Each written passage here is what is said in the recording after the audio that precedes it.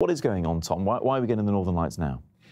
Actually, we weren't really expecting it. Normally, we look at activity on the sun to give us a clue about when the Northern Lights are going to be particularly intense. It's also worth mentioning that while we're seeing the Northern Lights, our friends in the Southern Hemisphere, not very many of them, but some of them who live really far south, have the opportunity to see the Southern Lights as well. They're sort of a mirror image of each other. Okay. But what's happening in this case is we're not seeing a huge amount of activity from the sun. What we're seeing is that we're actually passing through a region of the solar system where there are two streams of wind, solar wind from the sun, and they're at different sort of densities.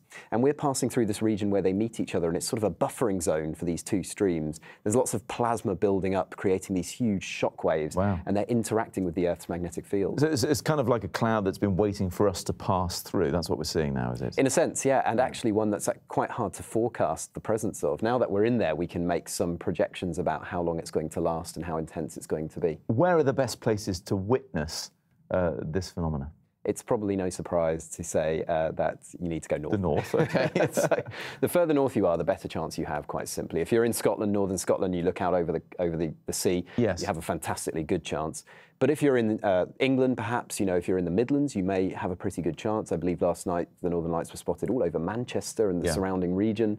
And they have been seen as far down as South Wales and even the West Country in the past couple of years. Well, I was going to flip it on its head. How far south do the Northern Lights come, if you like? Well, if we go back into prehistory, we have records of the Northern Lights being seen as far south as Greece or southern Italy. That happens extremely rarely. But they have been seen from London as well, a couple of decades ago now, I believe. So it's been a long time that we've been able to see them from here. Of course, we also have a very light polluted location, but they can, on extremely rare occasions, come quite far south. And for that reason, I would suggest just going out and trying to take a look anyway. I really do suggest going and having a look, because you never know what you might see. Let's look further afield briefly, because in the past hour, new details have been revealed about Pluto by NASA. What are they? Well, that's right. So Pluto is a world that so far no aurora has been discovered on. But Pluto never ceases to amaze astronomers, or it seems that way. And NASA, of course, are famously good at keeping things under wraps and then suddenly releasing it all.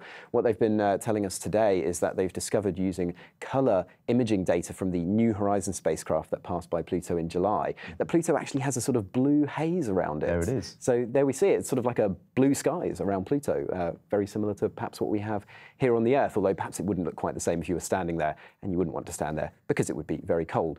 One other finding they have is the presence of water ice, something that was suspected on Pluto, now confirmed. That's obviously a great finding as well. Well, it's everywhere in the solar system. Mars, Pluto now, you know, they're surely going to find life pretty soon, do you think? Well, you know what I think, Matt. I think life is everywhere, and it's just a matter of time.